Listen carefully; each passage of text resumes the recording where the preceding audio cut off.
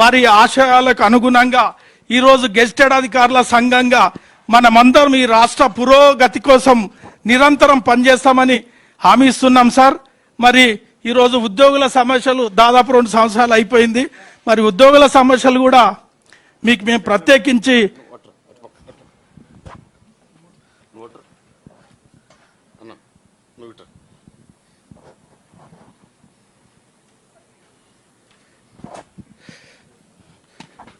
ప్రత్యేకించి చెప్పాల్సిన అవసరం లేదు. గౌరవ ముఖ్యమంత్రి వర్యులు మరి ఒక్కరోజు కూడా విరామం లేకుండా గత 2 సంవత్సరాల నుంచి వారు ఒక్కరోజు కూడా లీవ్ తీసుకున్నట్టయితే మేము గమనించలేదు సార్. ఖచ్చితంగా మీరు దాదాపు ఒక 2 దశాబ్దాల పాటు ఒక యంగ్ అండ్ డైనమిక్ సీఎం ఈరోజు దేశంలో ఉప్పల్ స్టేడియంలో చూసినాం. మెస్సీతో పోటీ పడే విధంగా మరి మీరు ఒక వార్మప్ చేసి ఒక ఫుట్బాల్ ప్లేయర్గా ఏ రకంగా అయితే పనిచేశారో ఖచ్చితంగా ఈ రాష్ట్రాన్ని మాకు చాలా నమ్మకం సార్. మీ అంత ఫిట్ ఉన్న సీఎం దేశంలో, అట్లాగే ఆ ఫిట్ తెలంగాణను, ఎకనామికల్ ఎంపవర్మెంట్ తెలంగాణను బీద ప్రజల కోసం మీరు అవిశ్రాంతిగా పనిచేస్తున్నారు. దానికి మా వంతుగా చేదోడు వాదోడుగా ఖచ్చితంగా ఈ రాష్ట్ర అభివృద్ధిలో మేము వెంట ఉంటామని మీకు హామీ ఇస్తూ ఇప్పుడు మా రాష్ట్ర అధ్యక్షులు అన్న ఏలూరు శ్రీనివాసరావు గారిని సభను ముందుకు నడిపించాల్సిందిగా విజ్ఞప్తి చేస్తున్నా. Thank you sir.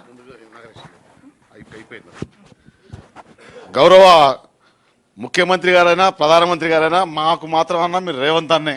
ఇక అది మాకు రోల్ మోడల్ అన్నీ మీరే. ఎక్కడున్నా మేము ఎవరు పిలుచుకున్నా సారని పిలవడం రాదు, మాకు అట్టని పిలిస్తేనే ఒక సంతృప్తి. మా రేవంత్ అన్న గారితో ముందుగా డైరీ ఇనాగ్రేషన్ చేయవలసిందిగా వారిని విజ్ఞప్తి చేస్తాను. అన్న ఎంపీ గారికి అదేవిధంగా ఎమ్మెల్యే గారిని కూడా.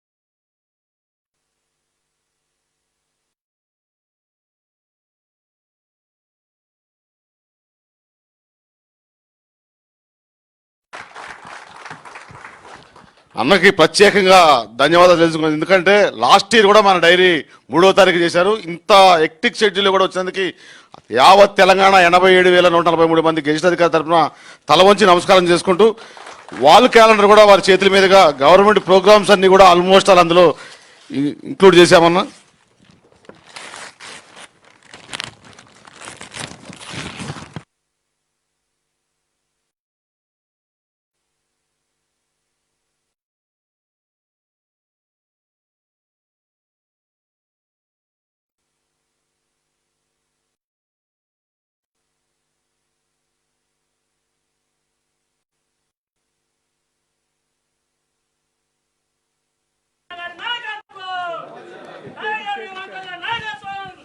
టేబుల్ క్యాలెండర్ కూడా వారి చేతుల మీదుగా ఆవిష్కరిస్తున్నారు. అందరూ కూడా తప్పట్ల ద్వారా.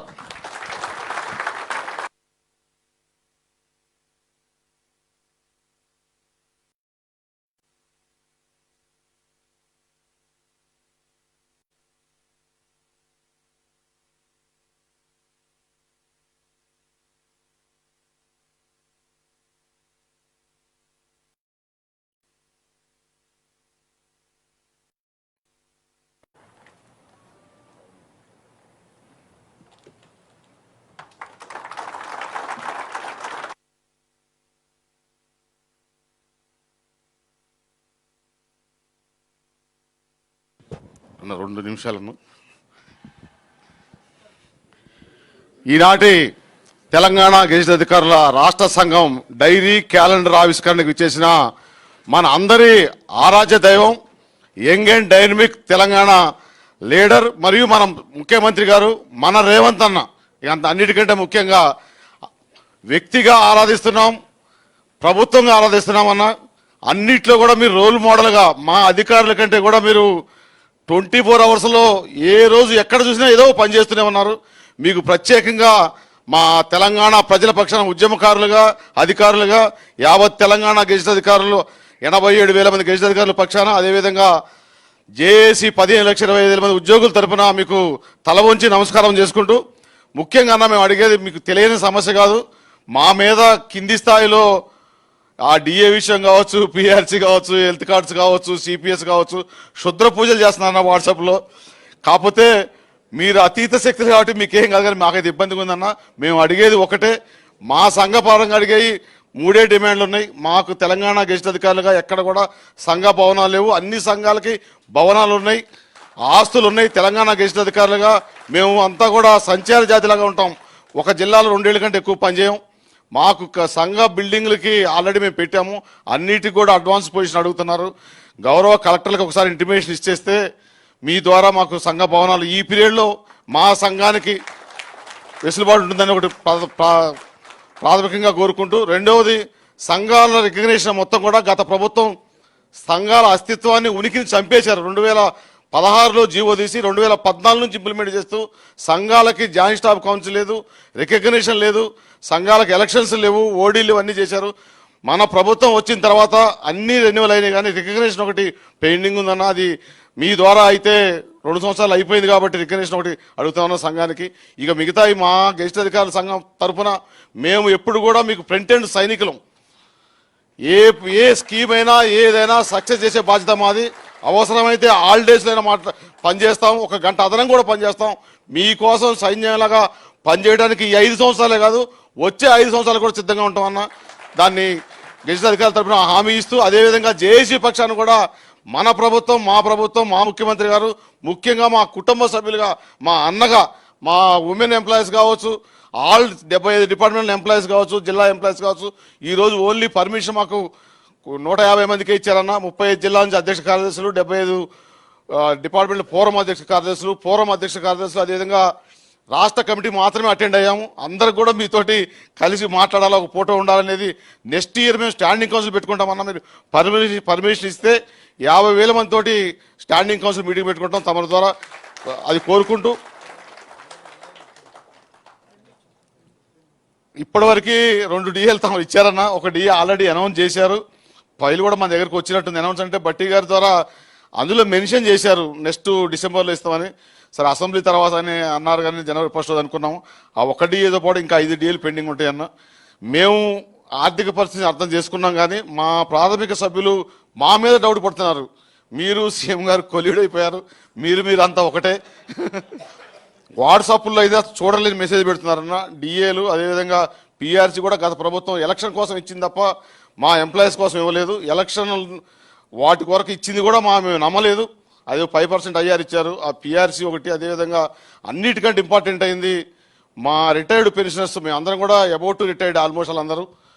వాళ్ళ పెండింగ్ బిల్స్ 700 కోట్ల నుంచి 1,500 కోట్లు చేయాలని రిప్రజెంటేషన్ ఇచ్చామన్నా. అది 700 కోట్లు కొంత అవుతుంది, కానీ అది 1,500 కోట్లు చేయటం వల్ల కొంత వెసులుబాటు వస్తుందన్న. బట్టి గారిని కానీ ఏ మంత్రి గారిని అడిగినా నార్త్ ఈస్ట్ సైడ్ 6th ఫ్లోర్కి వెళ్ళి చూపిస్తున్నారన్న. మాకేది కావట్లేదు. దాంతోపాటుగా అన్నిటికంటే ఇంపార్టెంట్ హెల్త్ కార్డ్స్ అన్న. గత ప్రభుత్వం మమ్మల్ని మోసం చేసి జీవో ఇష్యూ చేసి హెల్త్ కార్డు వచ్చినట్టే చెప్పి ఆల్రెడీ పాలాభిషేకాలు చేసుకున్న తర్వాత కూడా ఆ జీవో ఇంప్లిమెంట్ కాలేదు. సిఎస్ గారికి చెప్పాం, మీరు కూడా చెప్పారన్న. సిఎస్ గారికి మా ముందే చెప్పారు. అది కొద్దిగా త్వరగా అయితే హెల్త్ కార్డ్స్ విషయం, అది అందరికీ సంబంధించిన 15 లక్షల మంది ఉద్యోగులకు సంబంధించిందన్న. ఇట్లాంటి సమస్యలు మీకు తెలిసినాయి, మీకు తెలియనే కావు. ఆర్థిక ఇబ్బందులు ఉన్నాయి, మేము అర్థం చేసుకుంటున్నాం, కానీ కింది లెవెల్లో చాలా ఇబ్బందికరంగా ఉందన్న. మీరు ఈ 2 సంవత్సరాలు అయ్యింది కాబట్టి ఈ ఇయర్ నుంచి ఫైనాన్షియల్గా మీకు చెప్పాల్సిన అవసరం లేదు. అన్ని రంగాల్లో ఉన్నారు. ఉద్యోగ సైడ్ కూడా ఒక్క రోజు కేటాయించేది కోరుకుంటూ, మన ఆరాజ్యం అంటే ఒక రకంగా అయితే మేమే కదన్నా. మీ స్పీచ్ ఇస్తే మా మనవాళ్ళు, మా ఇంట్లో పిల్లలు, లేడీసు, మీరు అధికారంలోకి వచ్చాక కాదు అంతకు ముందు కూడా వాళ్ళు ఆ టీవీ లేరబై నిలబడి చూసే, అది మీరు ఏంటో ఆ మంత్రం ఏందో మాకు తెలియదు, కానీ చిన్న పిల్లలు కూడా అన్న. కాకపోతే మాకేందంటే మేము యాడిపోయినా మీ గురించి చెప్పుకుంటాం, కానీ మా సమస్యలు కొద్దిగా అట్నే ఉండిపోతున్నాయి కాబట్టి వాటిని పరిష్కరించే దిశగా చూడాలని ఈ కార్యక్రమానికి చేసిన గౌరవ ఎంపీ గారికి, ఎమ్మెల్యే గారికి కూడా సమస్త ఉద్యోగుల పక్షాన తల వంచి నమస్కారం తెలియజేసుకుంటూ, ముందుగా మన ఎన్ని రోజుల నుంచి వెయిట్ చేస్తున్నాం. ఇక అది అన్న మాట ఎట్టడుతో తెలుసు కదా, మన కోసం మాట్లాడే మాటలు వినవలసిందిగా కోరుకుంటూ అన్నగారికి మరో తల వంచి నమస్కారం చేసుకుంటూ ప్రసంగాన్ని ఉద్యోగుల తరఫున గెజిట్ గారి తరఫున ఇవ్వాల్సిందిగా కోరుతున్నాం.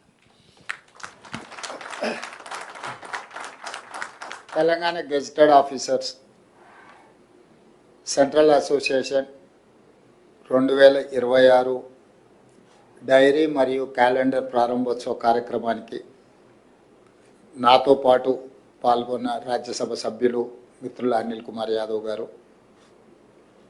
రామగుండం శాసనసభ్యులు రాజ్ ఠాకూర్ గారు, అసోసియేషన్ అధ్యక్షులు ఏలూరు శ్రీనివాస్ గారు, ప్రధాన కార్యదర్శి శ్యామ్ గారు, గెజిటెడ్ అధికారులందరికీ, అదేవిధంగా తెలంగాణ రాష్ట్రంలో ఉన్న రెగ్యులర్ ఉద్యోగులు, అవుట్సోర్సింగ్ కాంట్రాక్టు ఉద్యోగులు, వివిధ కార్పొరేషన్లలోని ఉద్యోగులందరికీ కూడా నూతన సంవత్సరము సంక్రాంతి శుభాకాంక్షలు తెలియజేస్తున్నాను. ఈ నూతన సంవత్సరం, ఈ సంక్రాంతి పండగ 4 కోట్ల తెలంగాణ ప్రజలకు, ప్రభుత్వ ఉద్యోగస్తులందరికీ కూడా మంచి జరగాలని, మంచి రోజులు రావాలని, మనందరం కలిసికట్టుగా పనిచేసి మన మీద ఎంతో విశ్వాసంతోనే అవకాశం ఇచ్చిన ప్రజలకు ఇంకా మెరుగైన సేవల్ని అందించాలని నేను భావిస్తున్నా. ఈరోజు 2-3 అంశాలను మాత్రమే నేను ప్రస్తావించదలుచుకున్నా. చాలామంది సంఘాల నాయకులు ప్రభుత్వంతో కుమ్ముక్కైనరా అని అంటున్నారు. మనమందరం ఒక కుటుంబం. కుటుంబంలో కుమ్ముక్కులు ఏముంటాయి? మేము ఏం హామీలు ఇచ్చినా, ఏం పథకాలు తీసుకొచ్చినా, ప్రజలకి ఏ మేలు జరగాలన్నా, ఏ మేలు చెయ్యాలన్నా నిర్ణయాలు మేము చేస్తే అమలు చేసేది మీరు. మీరు వేరు, మేము వేరు కాదు. మనందరం కలిస్తేనే తెలంగాణ ప్రభుత్వం. కాబట్టి సరిపోనోళ్ళు, కుటుంబ సభ్యులందరూ ఉమ్మడి కుటుంబంలో కలిసి ఉంటే అసూయ పడేవాళ్ళు, కడుపులో విషం ఉండేవాళ్ళు, వాళ్ళ కళ్ళల్లో ఒక రకమైన ద్వేషాన్ని నింపుకొని మన వైపు చూసేవాళ్ళు ఎప్పుడూ ఉంటారు. దేవతలు యాగాలు చేసినప్పుడు శుక్రాచార్యుడు రాక్షసులకు కులగురు, మారీచుడు లాంటి రాక్షసులు దేవతలు చేసే యజ్ఞాలను ఎప్పుడు భగ్నం చేయడానికి ప్రయత్నం చేస్తూనే ఉంటారు. అట్లనే ఈరోజు కూడా ఒక శుక్రాచార్యుడు ఫామ్ హౌస్లో ఉండి మారీచుడు ఇలాంటి రాక్షసులు అసెంబ్లీకి వచ్చి దేవతలు చేసే యాగాలను, యజ్ఞాలను భగ్నం చేయడానికి ప్రయత్నం చేస్తూనే ఉంటారు. అది పురాణాల నుంచి ఈరోజు ప్రజాస్వామ్యం వరకు మనం కళ్ళతో చూస్తున్నాం. కాబట్టి అలాంటి వాళ్ళ గురించి మనము వాళ్ళ మాటలు, వాళ్ళ చేతల్ని మనం అర్థం చేసుకొని సమయస్ఫూర్తితోని ముందుకు వెళ్ళాలని నా సూచన కుటుంబ సభ్యులుగా. అదేవిధంగా సమస్యలు పేరుకపోయినాయి. తెలంగాణ రాష్ట్రం వస్తే మన సమస్యలకు శాశ్వత పరిష్కారం దొరుకుతుందని అనుకున్నాం. కానీ ఆ సమస్యలు మరింతగా పేరుకపోయి జటిలంగా మారింది. 58 సంవత్సరాల నుంచి 61 సంవత్సరాలకు ఉద్యోగ రిటైర్మెంట్ వయసును పెంచడం వల్ల ఆ 61 సంవత్సరాలు మనం అధికారంలోకి వచ్చిన తర్వాత రిటైర్మెంట్ ఉద్యోగస్తుల ఎక్కువగా పెరిగిపోయింది. రిటైర్మెంట్ బెనిఫిట్స్ గత ప్రభుత్వం చెల్లించకుండా 11,000 పైగా కోట్ల రూపాయల భారాన్ని మా మీద ఇచ్చిపోయారు. అదేవిధంగా కాంట్రాక్టర్లకు చెల్లించాల్సిన బిల్లులు, ప్రభుత్వానికి సరఫరాలు చేసిన వాళ్ళ బిల్లులు దాదాపుగా 42,000 కోట్ల రూపాయలు బకాయిలు పెట్టారు. ఇవే కాకుండా సింగరేణి సంస్థ దగ్గర బొగ్గు కొని, విద్యుత్ శాఖ దగ్గర రైతులకు ఉచితంగా విద్యుత్ సరఫరా చేసి, ఇట్లా ప్రభుత్వంలోనే ఉండే కార్పొరేషన్లకు కూడా వేలాది కోట్ల రూపాయలు, దాదాపుగా 1,11,000 కోట్ల రూపాయలు బకాయిలు బ్యాంకు లోన్లు కాకుండా, బ్యాంకులలో తాత్కాలికంగా దీర్ఘకాలికంగా తెచ్చిన అప్పులు 7 లక్షల కోట్ల పైగా పెట్టి 1,11,000 కోట్ల రూపాయలు చేబదులు సర్దుబాటు అంటాం కదా, అంటే విద్యుత్ శాఖ కావచ్చు, సింగరేణి లాంటి సంస్థలు కావచ్చు, ప్రభుత్వ ఉద్యోగస్తుల రిటైర్మెంట్ బెనిఫిట్స్ కావచ్చు, లేకపోతే పెన్షన్ బెనిఫిట్స్ కావచ్చు, ఇట్లా రకరకాలవి అప్పటికప్పుడు చెల్లించాల్సినవి కూడా 1,11,000 కోట్ల రూపాయలను ఆ ప్రభుత్వం భారంగా మాకు ఇచ్చిపోయింది. అందుకే నేను శాసనసభలో వైట్ పేపర్ ప్రవేశపెట్టి గత ప్రభుత్వం నుంచి అధికారంతో పాటు మాకు బదిలీ అయిన అప్పులను తప్పులను పారదర్శకంగా చట్టసభలో చర్చకు పెట్టిన. ఆ రోజు స్పష్టంగా ప్రభుత్వం ఎఫ్ఆర్బిఎం పరిధిలో కానీ, లేకపోతే కార్పొరేషన్ల పరిధిలో కానీ, లేకపోతే ప్రభుత్వానికి పనిచేసిన చెల్లించాల్సిన బకాయిలు కానీ, అదేవిధంగా ప్రభుత్వ ఉద్యోగస్తులకు చెల్లించాల్సిన రిటైర్మెంట్ బెనిఫిట్స్ కానీ, వీటన్నిటిని లెక్కలు కట్టి స్పష్టంగా 8,11,000 కోట్ల రూపాయల అప్పుల భారాన్ని మా మీద మోపినరు. ఇక్కడి నుంచి మా ప్రయాణం మొదలవుతుంది. ప్రభుత్వ ఉద్యోగస్తుల యొక్క జీతభత్యాలు, పెన్షన్స్, అదేవిధంగా గత ప్రభుత్వం చేసిన అప్పులకు అసలు మిత్తి చెల్లింపులు, అదేవిధంగా గతంలో కొనసాగుతున్న సంక్షేమ పథకాలు, కొత్తగా మేము ప్రవేశపెట్టిన సంక్షేమ పథకాలు, వీటన్నిటిని కూడా లెక్కలేస్తే ప్రతి నెల 30,000 కోట్ల రూపాయల అవసరము మనకు తేలింది. రాష్ట్ర ప్రభుత్వానికి వస్తున్న ఆదాయం 18,000 నుంచి 18,500 కోట్ల రూపాయలు. కొన్ని పథకాలను పక్కన పెట్టిన 22,500 కోట్ల రూపాయలు నువ్వు తల తాకట్టు పెట్టైనా ప్రతి నెల మన ఖర్చులు ఉన్నాయి. ఇందులో పెద్ద విద్య, పెద్ద రాకెట్ సైన్స్ ఏం లేదు. ఒక ప్రభుత్వ ఉద్యోగి తను నెల మొత్తం కష్టపడితే వచ్చే జీతాన్ని కుటుంబాన్ని నడపడానికి ఏ విధంగా అయితే ఇంటి కిరాయితో పాటు పిల్లల చదువులు, వైద్యానికి, లేకపోతే పాల బిల్లు, నల్ల బిల్లు, కరెంటు బిల్లు, ఇంటి అద్దె, ఇట్లా ఏ విధంగా అయితే విడగొట్టుకొని మొదటి తారీఖు నాడు జీతం వస్తే పాల వాళ్ళకి ఎంత ఇవ్వాలి, నీళ్ళ వాళ్ళకి ఎంత ఇవ్వాలి, పిల్లల ఫీజులు ఎన్ని కట్టాలి, లేకపోతే ఇంట్లో పెద్దలు ఉంటే వైద్యానికి ఎంత ఇవ్వాలి, మందులు ఎంత కొనుక్కోవాలి, ఇవన్నీ వాను పండుగ వచ్చినప్పుడు ఇంటికి ఆడపిల్ల వస్తే సీర ఎట్లా పెట్టాలి, సారి ఎట్లా పెట్టాలని ఎట్లా లెక్కలేసుకొని ఒక సగటు మధ్యతరగతి ప్రభుత్వ ఉద్యోగి సంసారాన్ని ఏ విధంగా గౌరవంగా గుంభనంగా నడపడానికి కష్టమున్నా పంటి బిగువన కష్టాన్ని దిగమింగుకొని అందరి ముందు సంతోషంగా ఉన్నట్టుగానే మళ్ళీ పండుగలు ఇవి వచ్చినప్పుడు కుటుంబంలో అదనంగా ఏదన్నా పిల్లలు ఎదుగొస్తే ఆడపిల్లల పెళ్లి చేయాల్సి వస్తే ఏ రకంగా మనం సంసారాన్ని ముందుకు తీసుకెళ్తామో ఈరోజు మేము కూడా ఎన్నో గత ప్రభుత్వం నుంచి వారసత్వంగా వచ్చిన అప్పులను తప్పులను కప్పిపుచ్చుకుంటూ ప్రతిసారి మేము దివాలా తీసినామని చెప్పుకుంటూ వెళ్తే ఇంకా నమ్మేవాడు కూడా నమ్మని పరిస్థితి వస్తుందని చెప్పి ఒక రకంగా కూడా తీసుకొని ముందుకు వెళ్తున్నాం. ఈ 2 సంవత్సరాలు మీకు కొంత ఇబ్బంది అయినా, గతంలో రావాల్సిన బకాయిలు రాకపోయినా అవి డిఏ రూపంలో కావచ్చు, రిటైర్మెంట్ బెనిఫిట్స్ కావచ్చు, లేకపోతే మీరు దాచిపెట్టుకున్న మీ సొంతం మీ జీతంలో మీరు కటింగ్స్ ద్వారా దాచిపెట్టుకునే కూడా మీరు అడిగితే సమయానికి రాకపోవడం, ఎన్నో సమస్యలు. కొంతమంది రిటైర్మెంట్ ఉద్యోగస్తులకు ఆరోగ్య సమస్యలు వచ్చి వైద్యం చేయించుకుందాం అనుకున్నా కూడా సరైన సమయంలో రాని పరిస్థితుల్లో 2 సంవత్సరాలు ఈ ప్రభుత్వంలో ఉండే సమస్యల్ని మనందరం కూడా కలిసికట్టుగా ఎదుర్కొని ఈరోజు ఈ ప్రభుత్వాన్ని నడిపించడం ద్వారా సమాజంలో తెలంగాణ ప్రభుత్వానికి గౌరవం నిలబడ్డది. దానికి ప్రధానమైన కారణం ప్రభుత్వ ఉద్యోగస్తులే. మేమందరం కలిస్తే ఎంతమంది? 119 మంది ఎమ్మెల్యేలు, 17 మంది ఎంపీలు, 40 మంది ఎమ్మెల్సీలు. ఇంతే కదా మేము అందరం కలిసి ఉద్యోగస్తులము. ఎంత అయినరు? 200 కూడా కాలే. కానీ రాష్ట్రాన్ని నడిపేది 10.5 లక్షల మంది ప్రభుత్వ ఉద్యోగస్తులు. మేము 200 మంది లోపలనే ఉండే మేమే ఈ ప్రభుత్వాన్ని నడపలేము. ఈ ప్రభుత్వం సాధించిన విజయాలకు మేము 200 మందే అని ఎవరైనా అనుకుంటే అది వాళ్ళ భ్రమనే. అది నిజం కాదు, అర్ధసత్యం మాత్రమే. మేము ఇక్కడ కూర్చొని నిర్ణయాలు చేయొచ్చు. ఒక రకంగా చెప్పాలంటే 15 మంది మంత్రులే మారిండ్రు. మిగతా శాసనసభ్యులు అవతలలో యువతలలో, మిగతా ఎమ్మెల్సీలు అవతలలో యువతలలో, మిగతా ఎంపీలు అవతలలో యువతలలో వాళ్ళే ఉన్నారు.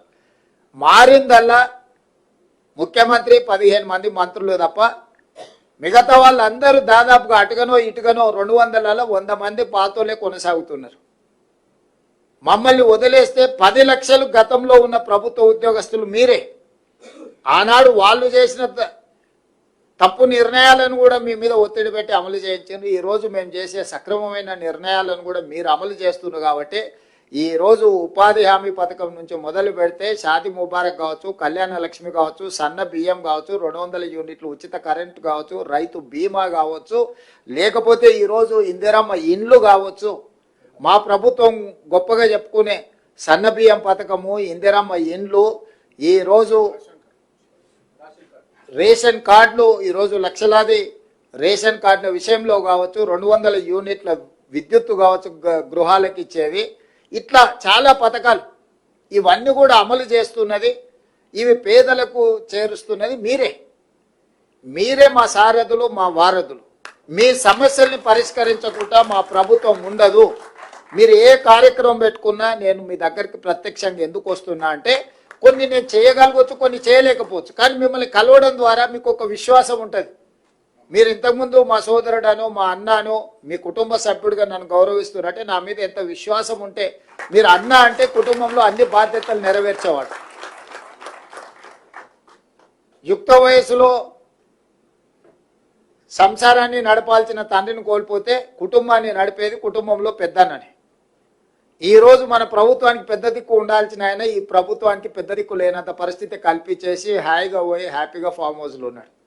ఇక సోదరుడిగా నేను మీ దగ్గరకు వచ్చిన ఈ సమస్యల్ని,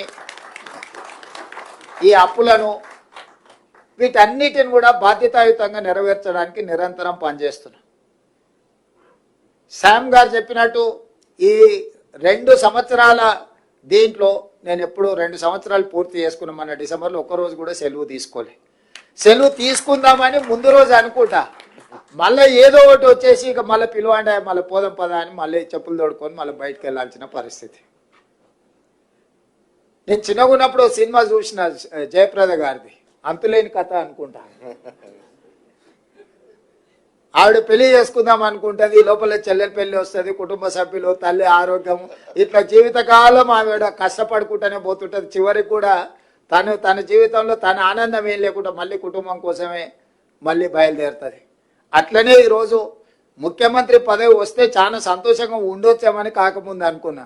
ఇప్పుడు ఇంకా బాధ్యత పెరిగింది, నాకు బరువు పెరిగింది.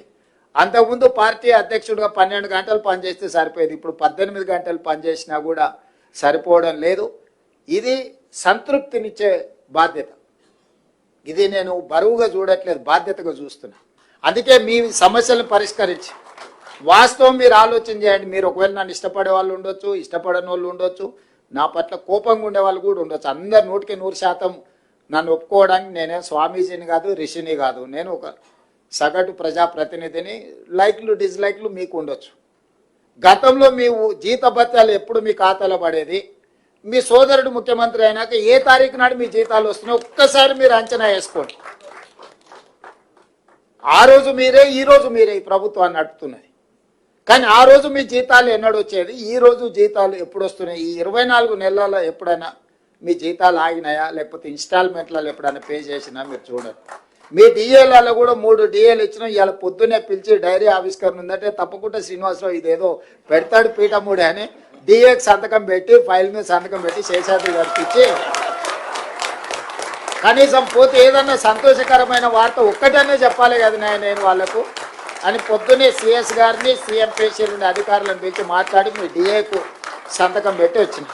మీకు డైరీ ఆవిష్కరణే అనుకోవచ్చు మీరు, కానీ నాకు ఏదో ఒక్కటైనా కనీసం మీ దగ్గరకు వచ్చేటప్పుడు, ఇప్పుడు మనం కుటుంబ సభ్యులు పట్నం పోయో లేకపోతే విదేశాలు పోయో వాపసు వచ్చేటప్పుడు మనం ఎంత శ్రీమంతులు అయినా మాకేమైనా తెచ్చిండా లేదా అని చూస్తుంటాం, అవునా? మీరు కూడా ఎప్పుడైనా క్యాంప్ పని మీద పోతే మీ పిల్లలు ఇంట్లో ఉంటే, మీ పిల్లలు చిన్నోళ్ళు ఉన్నా లేకపోతే మీ మనవరాళ్ళు చిన్నోళ్ళు ఉంటే వాళ్ళకి ఏమైనా ఉండని, మీరు చివరికి చాక్లెట్ అన్నది తెచ్చిందా లేదా అని వాళ్ళు చూస్తారు, అవునా? అట్లనే మీ జీతభత్యాలు ఎన్నైనా రాని, మా అన్న వస్తున్నాడు, మా ముఖ్యమంత్రి వస్తున్నాడు అంటే ఏమన్నోడు తెస్తాడు కదా అని మీరు అనుకుంటారు కదా. అందుకే మీ డిఏకి ఇప్పుడే సంతకం పెట్టి ఇక్కడికి వచ్చిన.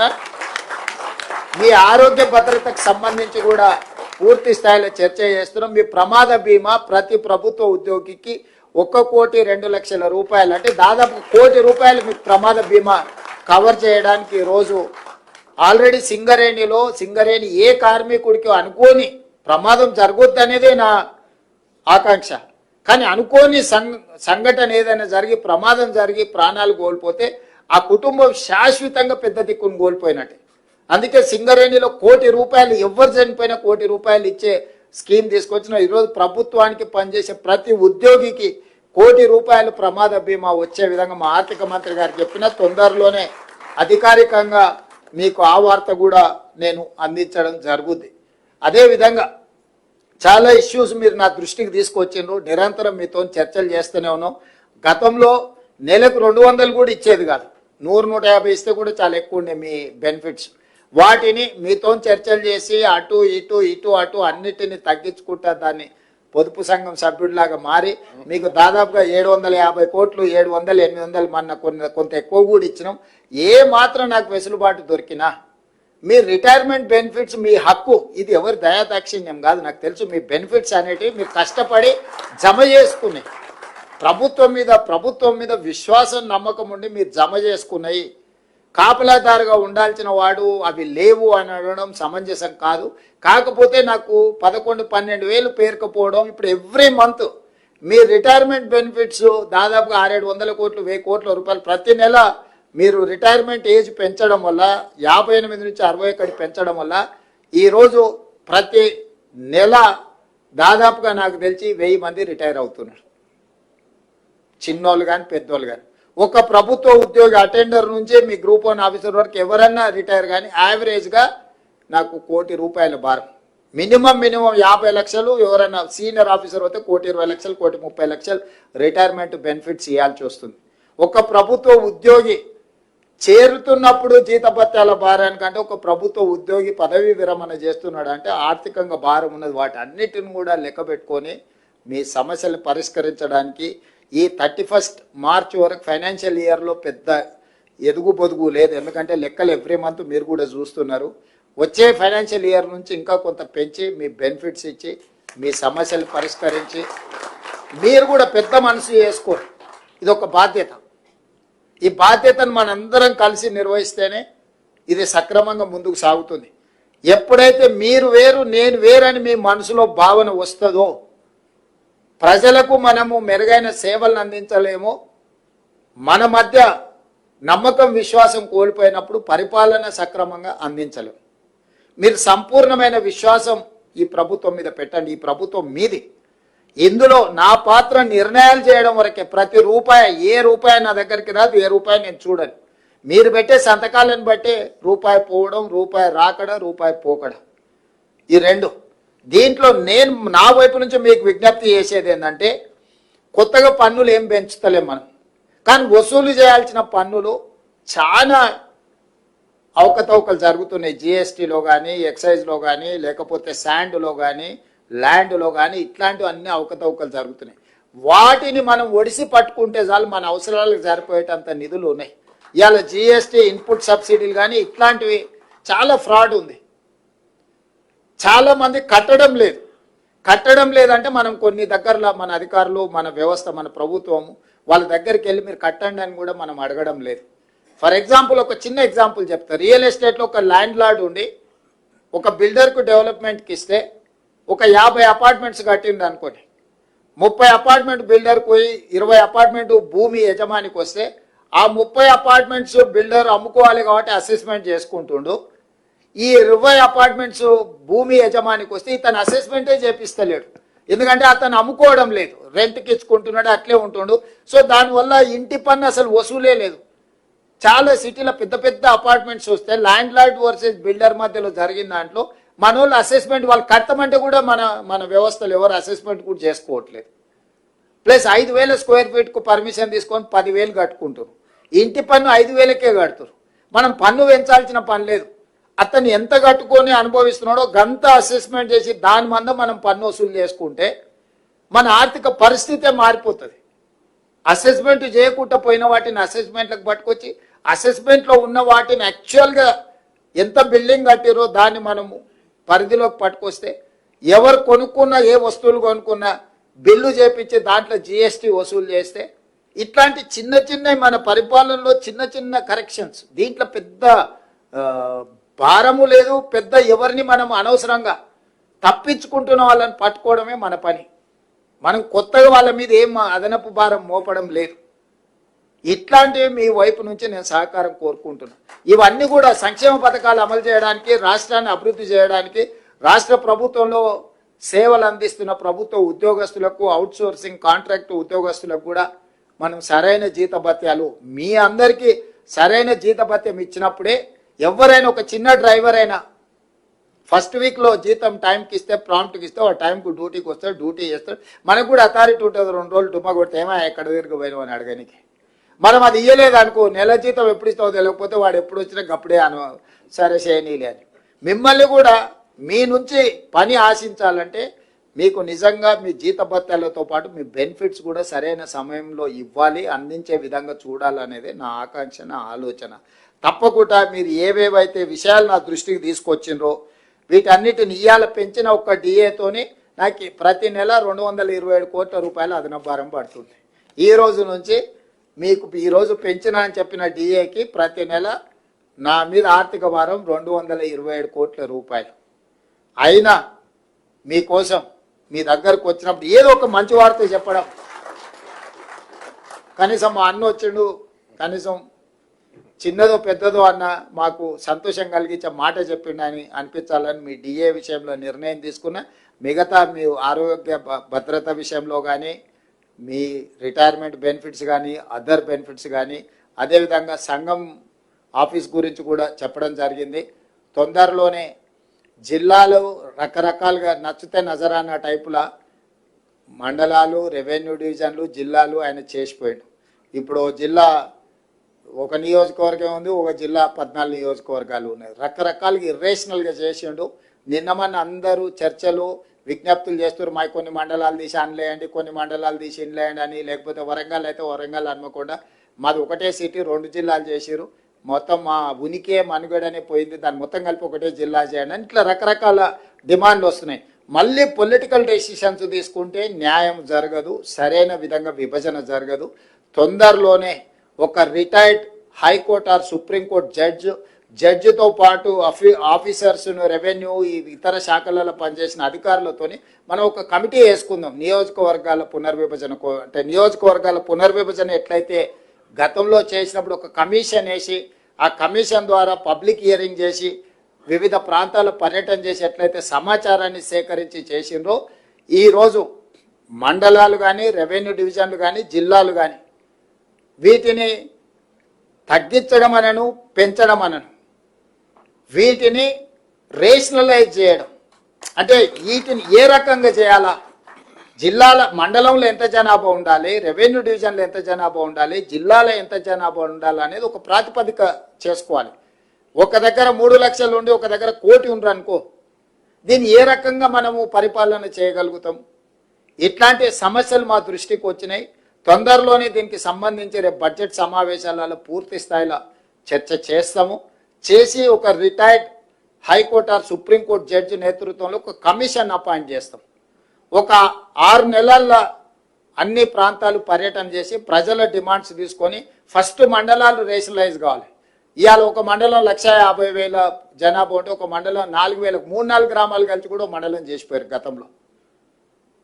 ఓ లీడర్ నచ్చితే ఆ లీడర్ ఊరినే దాని చుట్టూతో 2 ఎంపీటీసీలు కలిపి 3 కలిపి ఒక మండలం చేసింది. నేను అంతకుముందు ఎంపీగా ఉంటే మల్కాజ్గిరి పార్లమెంట్లో జిల్లా పరిషత్ మీటింగ్కి పోయి కూర్చున్నాం, అందరు కూర్చొని కింద చూస్తే ఎవరు లేరు. నేను సీఈఓని అడిగిన, మీటింగ్ స్టార్ట్ చేయాలి కదా, జడ్పీ జిల్లా పరిషత్ వీళ్ళంతా ఎక్కడ ఉన్నారని. వచ్చారు కదా సార్, అందరు వచ్చారు, స్టార్ట్. అందరు ఏడు ఉన్నారా అని అంటే ఒక ఆయన చైర్మన్, ఇంకొక ఆయన వైస్ చైర్మన్, ఇంకొక ఆయన ప్రతిపక్ష నాయకుడు, అందరు ఇక్కడనే ఉండరు. 5 మంది కలిపి జిల్లా పరిషత్. 5లో ఒక ఆయన నేను వస్తలేనని చెప్పి మిగతా 4 వచ్చి నా పక్కల్ని ఇటు కూర్చురు. కింద ముందలు ఎవరు లేరు, ఎవరి దిక్కు చూసి మాట్లాడాలి. అది కూడా ఒక జిల్లా పరిషత్ కింద చేసిర్రు.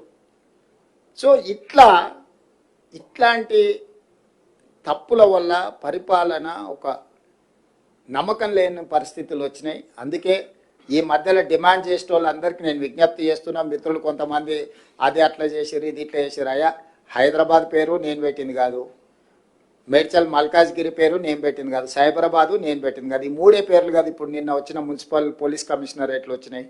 రంగారెడ్డి జిల్లా యాస్టీజ్ అంతకుముందే ఉంది, భువనగిరి అంతకుముందే ఉంది, సంగారెడ్డి అంతకుముందే ఉంది. వాటినే పోలీస్ కమిషనరేట్లు ఏరియాలు, సరిహద్దులు అడ్జస్ట్మెంట్ చేసినాం. క్రైము, డెవలప్మెంటు వీటన్నిటిని ఒక దృష్టిలో పెట్టుకొని ఉతగానే సికింద్రాబాద్ మీద కక్ష కట్టి సికింద్రాబాద్ను మొత్తం మాయం చేస్తున్నాను. అసలు సికింద్రాబాద్ పేరు ఉన్నదేడా, నేను తీసిందేడా? హైదరాబాద్ సికింద్రాబాద్ జంట నగరాలు హైదరాబాద్ మున్సిపల్ కార్పొరేషన్లో, గ్రేటర్ హైదరాబాద్ మున్సిపల్ కార్పొరేషన్లో యాజిటీస్గా ఉన్నాయి. హైదరాబాద్ డిస్టిక్లోనే సికింద్రాబాద్ ప్రాంతం కూడా ఉంది. నేనేం దాన్ని ముట్టుకోలేదు కదా. గ్రేటర్ హైదరాబాద్ మున్సిపల్ కార్పొరేషన్ అట్లనే యాజిటీస్గా ఉంది. మేడ్చల్ మల్కాజ్గిరి గతంలోనే జిల్లా పెట్టారు, అదే పేరు అట్లనే ఉంది. సైబరాబాద్ ఎప్పుడో పెట్టింది, అది అట్లనే ఉంది. అంతకుముందు సైబరాబాద్ కమిషనరేట్ ఉంది. ఒకటి వాళ్ళకి కావాల్సిన రాచకొండ దొరల కోట పేరు పెడితే గదొక్కటి తీసినాయా? గదొక్కటి ఒకవేళ చేస్తే గీస్తే కనుక కోటల పేర్లు మనకెందుకు, రాజుల పేర్లు మనకెందుకు అని సామాన్యుల పేర్లు ఉంటే బాగుంటుందని రాచకొండ అనేది తెలుసు కదా. దేవరకొండ, రాచకొండ, పద్మనాయకుల కోటలు అవి. వారికి నచ్చినట్టు అవి పెట్టినట్టున్నాడు. అది ఇర్రేషనల్గా ఉంది అని చెప్పి భువనగిరి జిల్లా అని చేసినాం. రాచకొండను రంగారెడ్డి జిల్లాను ఫ్యూచర్ సిటీ కమిషనరేట్ చేసినాం. ఎందుకంటే మనం పెద్ద నగరమే కట్టుకోబోతున్నాం. కాబట్టి దయచేసి ఎలాంటి వివాదాలకు అధికారుల మీద ఒత్తిడి తెచ్చే కార్యక్రమాలు పాల్పడకండి. రేపు పొద్దుగాల మండలాలు, రెవెన్యూ డివిజన్లు, జిల్లాలు పునర్వ్యవస్థీకరించడానికి ఒక జ్యుడిషియల్ కమిషన్ లాగా వేసి అందులో నిపుణులందరినీ పెట్టి అన్ని ప్రాంతాలు పర్యటన చేసి అందరి ప్రజల అభిప్రాయం తీసుకొని మండలాలలో 10% ± జనాభా ఒకే రకంగా ఉండేటట్టు, రెవెన్యూ డివిజన్లలో కూడా సమానమైన మండలాలు ఉండే విధంగా, జిల్లాలలో కూడా పాపులేషన్ 10% ± పెట్టుకొని ఒక ట్రాన్స్పరెంట్ గవర్నెన్స్ అందించడానికి ఒక పూర్తి స్థాయిలో కార్యాచరణ తీసుకొని దానికి సంబంధించి కూడా ఎవరికి తెలియకుండా సీక్రెట్గా మనం ఇంట్లో కూర్చొని చేసేది లేదు. పూర్తి స్థాయిలో అసెంబ్లీలో డిబేట్ చేసి అందరు సూచనలు తీసుకున్నాకనే గైడ్ లైన్స్ ప్రిపేర్ చేసి అపాయింట్ చేస్తాము. ఎవరు ఎలాంటి అపోహలు, కొత్త ఏదో జరిగిపోతుందని, జిల్లాల పేర్లు తీస్తురని, పెడుతుండ్రని, పెట్టమని, తీయండి అని ఇవన్నీ వదిలేయండి. రేపు బడ్జెట్ సమావేశంలో వీటన్నిటి మీద కూలంకషంగా అన్ని రాజకీయ పార్టీలు చర్చించి విధి విధానాలు ఖరారు చేసి ఏ రకమైన నిర్ణయాలు తీసుకోవాలని అప్పుడు తీసుకుంటాం. ఇప్పటికీ మీకు స్టేట్లో కట్టుకోవడానికి ఆఫీస్ స్థలం ఇస్తాం. ఇవన్నీ ఎందుకు చెప్తున్నా అంటే కొత్త జిల్లాలు వచ్చినప్పుడు ఆ జిల్లాల ప్రాతిపదికన ఏది జిల్లా హెడ్ క్వార్టర్ అవుతుందో అప్పుడు స్థలం ఇస్తాం. ఇప్పుడు స్టేట్లో మీరు ఏదైనా స్థలం మీరు ఆఫీసు కార్యాలయం కట్టుకోవడానికి ఒకవేళ వచ్చింది అంటున్నాడు, అదేదో చూసి ఫస్ట్ హెడ్ క్వార్టర్స్లో కట్టుకోండి. అక్కడ కూర్చొని మీరు కూడా సచివాలయం కట్టుకోండి. ఇక్కడ నుంచి కిందికి పరిపాలన అందించండి.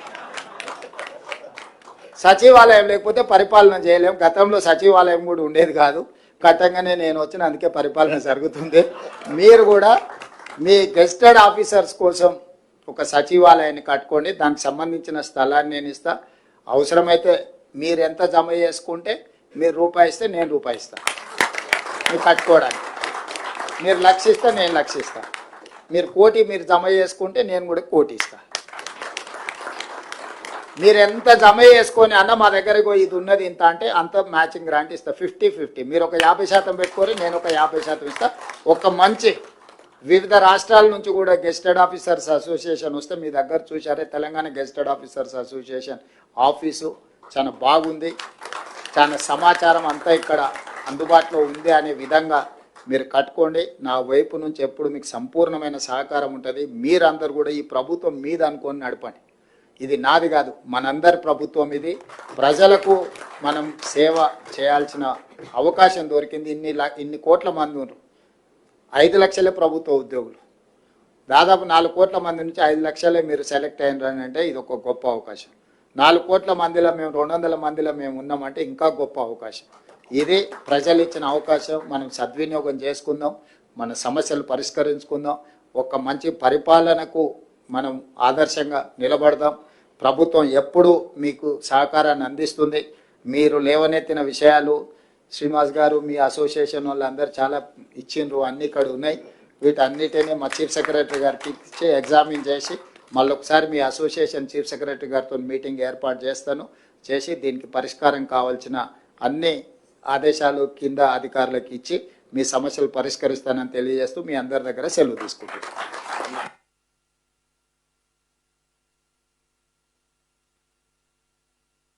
7 లక్షల మంది గెస్ట్ అధికారుల పక్షాన మీ సైన్యం, మీరు భూమి మీద ఉన్నంత కాలం మీ సైన్యమే.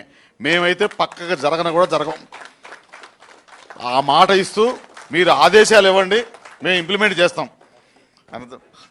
అన్న ఒక్కసారి మా అధికారులు అంతా మహిళలు అంతా ఉన్నారు, మీ ఫోటో కోసం ఒక 10 నిమిషాలు సెషన్. మా అందరూ రావద్దు, అట్లా పిలిస్తేనే రావాలి.